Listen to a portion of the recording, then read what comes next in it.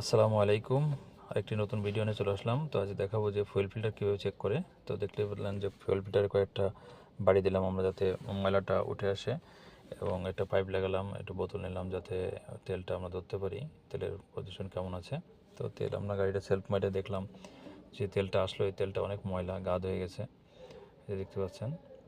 তো এটা একটি টয়োটা ল্যান্ড ক্রুজার সিকনেস গাড়ি।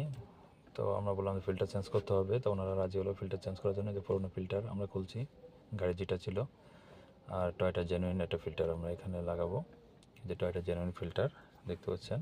তো এটা লাগাবো। তো আসলে ফুয়েল ফিল্টার মূলত দেখানোর উদ্দেশ্য হচ্ছে ফুয়েল ফিল্টার কীভাবে চেক করা যায় সেটাই দেখালাম, যে ফুয়েল ফিল্টার আমরা এইভাবে চেক করি। তো এই যে দেখেন নতুন ফিল্টারটা লাগানো হয়ে গেল, লাগাচ্ছি আমরা।